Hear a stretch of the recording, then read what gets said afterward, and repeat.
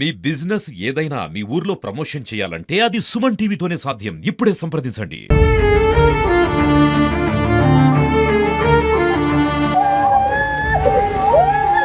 నమస్తే, welcome to Suman TV Warangal. నేను మీ స్వాతి బచ్చు.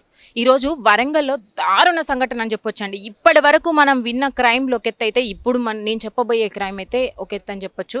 అసలు ఏం జరుగుతుందో అర్థం కావట్లేదు. ఆడపిల్లలకి అసలు రక్షణ లేకుండా పోయిందని మళ్ళీ మళ్ళీ మళ్ళీ మళ్ళీ రిపీట్ అవుతూనే ఉంది. సహస్రారెడ్డి అనే అమ్మాయి ఇంటర్ సెకండ్ ఇయర్ చదువుతుంది. ఇక్కడే ప్రైవేట్ కళాశాలలో చదువుతుంది. సంవత్సరం పొడుగుతా ఒక హరాస్మెంట్కి అయితే బీభత్సంగా గురవుతుందంట తను. యాక్చువల్గా అసలు ఆ అబ్బాయి ద్వారానే థ్రెట్ ఉందని చెప్పి కూడా షీటీమ్ని వాళ్ళు అప్రోచ్ అయ్యారట తల్లిదండ్రులు. మరి ఆ తరుణంలో మళ్ళీ అతని ఇంటికి రావడము, ఆమెతో వాగ్వివాదం జరపడము, తీరా చూసుకుంటే ఆమె సూసైడ్లో హ్యాంగ్ చేసుకొని ఉండడం. అసలు దీని వెనకాల కారణాలు ఏంటి, అసలు దీని వెనకాల ఉద్దేశం ఏంటనేది పక్కన పెడితే అసలు రాత్రి నుంచి కూడా ఇది ఒక పరువు హత్య అనో లేకపోతే ఇంకోటి తన తండ్రి చూసి వీళ్ళిద్దరిని ఒక దగ్గర చూసి ఈ మైనర్ బాలికని అబ్బాయిని ఒక దగ్గర చూసి తండ్రి ఆ అబ్బాయిని అటాక్ చేశాడు గొంతు మీద అని చెప్పి ఇట్లా చాలా చాలా వార్తలు అయితే వస్తున్నాయి. కానీ ఇదంతా నిజం కాదు. దయచేసి మా గోడు వినిపించండి. ఇది కాదు కరెక్ట్. అనేక రకాల న్యూస్లు వస్తున్నాయి. మేము అసలే అమ్మాయి పోయిన బాధలో ఉన్నామని చెప్పి వాళ్ళు మనల్ని పిలవడం జరిగింది. ఇక్కడికి వచ్చాము. వాళ్ళ మాటల్లో ఒక్కసారి తెలుసుకుందాము. ఏదేమైనా అండి, అబ్బాయి చాలా దారుణమైన పొజిషన్లో ఉన్నాడంటే సంవత్సరం నుంచి కూడా చాలా దారుణంగానే వేధిస్తున్నాడు. అబ్బాయికి వాళ్ళ సంబంధించిన పేరెంట్స్కి చెప్పినా షీటీమ్కి అప్రోచ్ అయినా కూడా ఏం లాభం లేకుండా పోయిందన్నారు.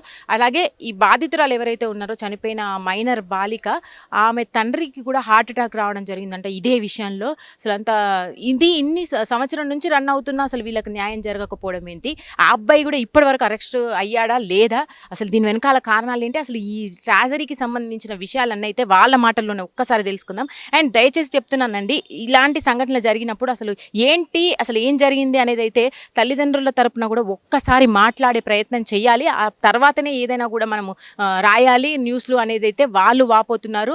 మనం కూడా ఈ ప్రకారంగా చెప్పబోతున్నాము. ఒక్కసారి అయితే వాళ్ళతో మాట్లాడదాం. ప్రస్తుతం మనతో పాటు సహస్రారెడ్డి మదర్ ఉన్నారండి. ఒక్కసారి వారి మాటల్లో విందాము. అమ్మ నమస్తే అమ్మ.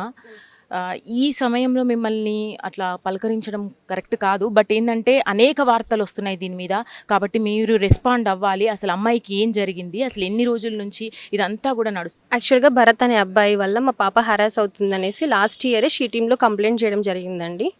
అప్పుడు పాపకి ఊరికే మెసేజెస్ రావడము అవి మేము అబ్జర్వ్ చేసి పాపని అడిగితే, నాకు తెలియదు మమ్మీ, మా సీనియర్ నేను ఇలా ఊరికే మెసేజెస్ చేస్తున్నారు, నీకు చెప్పాలంటే భయపడుతున్నాను, అంతే, చెప్పలేదు అందుకే అని అంటే నేను వెంటనే షీటీంకి అప్రోచ్ అయ్యాను. సో షీటీంలో వాళ్ళు భరత్ అనే అబ్బాయిని వాళ్ళ పేరెంట్ని ఇద్దరిని పిలిపించారు, కౌన్సిల్ చేశారు. ఇంకొకసారి అమ్మాయి జోలికి రావద్దు, రాము అనేసి రాయించారు బాండ్ పైన ఏం రాశారంటే, అమ్మాయి జోలికి రాము, మాది తప్పు, అమ్మాయిని హరాస్ చేశాము అని ఒప్పుకొని ఇంకొకసారి అసలు జోలికి రాము, మేము ఒకవేళ పాపకి ఏమైనా అయితే దానికి కంప్లీట్గా మాదే బాధ్యత అని కూడా రాశారు దాంట్లో. ఆ రికార్డ్ కూడా సార్ వాళ్ళ దగ్గర ఉంది. దాని తర్వాత మళ్ళీ కాంటాక్ట్లోకి వచ్చాడో తెలియదు. నిన్న ఆఫ్టర్నూన్ ఇంట్లోకి ఒక అబ్బాయి వచ్చాడు అనేసి మా బ్రదర్కి కాల్ వచ్చింది. ఎవరు చేశారు? మీ కూతురు చేసిన? మా కాలనీలో చూసిన వాళ్ళు మా బ్రదర్కి కాల్ రాగానే మా బ్రదర్ మా హస్బెండ్కి కాల్ చేశారు, నాకు కాల్ చేశారు. తనని మేమే వెళ్ళమని చెప్పాము. అంతలో మా హస్బెండ్ కూడా కలిసి చేరుకున్నారు. ఇద్దరు కలిసి లోపలికి వెళ్ళేసరికి ఆ అబ్బాయి వెనక డోర్ నుంచి పారిపోతూ ఉన్నాడు. సో ఆ పారిపోతున్న టైంలో వీళ్ళు పాపని చూడకుండా అతన్ని క్యాచ్ చేయడం కోసం, అసలు అతను ఎవరు అనేది క్యాచ్ చేయడం కోసం వాళ్ళ వెనుక గోడ దూకి అందులో పొదలలో పారిపోతూ ఉంటే పట్టుకున్నారు. ఒక 10 minutes అరౌండ్ అట్ల తర్వాత నాకు కాల్ చేసి అబ్బాయి దొరికాడు, నువ్వు వచ్చేయి అని అంటే నేను స్టార్ట్ అయ్యి స్కూల్ నుంచి వచ్చాను. తర్వాత అంతలోనే మా హస్బెండ్ ఎందుకైనా మంచిది అనేసి, పాపని చూడలేదు కదా, పాప ఎలా ఉందో చూడలేదు అనేసి మళ్ళీ డౌట్ వచ్చి మా మరదలకి కాల్ చేస్తే మా మరదలు వెళ్ళి చూసేసరికి హ్యాంగ్ చేసుకొని ఉంది. హ్యాంగ్ చేసిన దాన్ని పక్కన వాళ్ళు వీపీ కింద పెట్టారనేసి తను చూసింది. తెలియదు, హ్యాంగ్ ఎవరు చేశారనేది తెలియదు. మీకు అనుమానం ఉంది?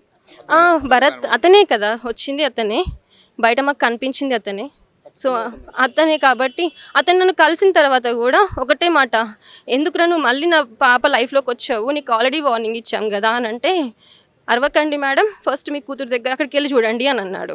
మీరు లేరు కదా అప్పుడు, మీరు ఎవరితో అన్నారు? నాతోనే, నేను మా బ్రదర్ అండ్ మా హస్బెండ్ ఇద్దరు దొరకబట్టినప్పుడు మీరు మీకు కాల్ చేశారు, నాకు కాల్ చేశారు. మీరు కాల్లో మాట్లాడారా ఇదంతా? 3 minutesలో నేను ఆ ప్లేస్కి చేరుకున్నాను, రీచ్ అయ్యాను. తను మా పాప దగ్గరికి వెళ్ళిపోయారు. భరత్ అనే వ్యక్తిని మీరు చూశారు కదా, మీరు ఆయనతో మాట్లాడినప్పుడే ఆ వర్డ్స్ వచ్చాయి ఆయనలో. అంతే. అనగానే మీరు వెళ్ళమని చూడమని చెప్పారా, ఇంటికి వెళ్ళి పాపని చూడమని చెప్పగానే, మరి నువ్వు ఎక్కడ ఉంటావు అంటే, నేను ఇక్కడే కూర్చుంటాను, మీరు వెళ్ళి చూసుకోండి అని అన్నాడు. అన్న తర్వాత మేము మా బ్రదర్తో ఫాస్ట్గా వెళ్ళేసరికి పాపని బయటికి తీసుకొచ్చేసారు. ఇంకా అక్కడ ఏం జరిగిందో నాకు తెలియదు. జరిగింది వాస్తవం అవాస్తవం అన్నది పక్కన పెడితే, అసలు అమ్మాయి చావు కారణాలు అయితే తెలియాల్సి ఉంది. మీరు పోరాడుతున్నది మాత్రం అదే విషయం. అవునండి. వార్తలలో మరి విపరీతంగా ట్రోల్స్ అవుతున్నారు, ఫాదర్ ఇట్లా గొంతు కోసారు అది ఇది అని చెప్పేసి. నేను చూసినప్పుడు మాత్రం ఆ అబ్బాయి పైన ఎలాంటి మరకలు లేవు. గొంతుకొస్తే మినిమం బ్లడ్ అయినా కనిపిస్తుంది కదా నాకు. చాలా యాక్టివ్గా ఉన్నాడు, సింపుల్గా చెప్పాడు, వెళ్ళి చూడండి ఒకసారి అక్కడికి వెళ్ళి అనేసి చెప్పాడు, అంతే. అబ్బాయిని అరెస్ట్ చేయడం జరిగిందా మరి పోలీసులు అరెస్ట్ చేశారో లేదో మాకు తెలియదు. మీరు ఇప్పుడు దగ్గరుండి అబ్బాయిని అప్పచెప్పలేదు, ఆయన వెళ్ళిపోయినాడు. మీరు అనుమానం ఉందని అయితే కంప్లైంట్ ఇచ్చారు, బట్ అబ్బాయిని ఏమో అప్పచెప్పలేదు. లేదండి. ఆయన అరెస్ట్ చేశారో కూడా తెలియదు, కానీ వార్తలలో మాత్రం అసలైంది కాకుండా వేరే మొత్తం వస్తుంది.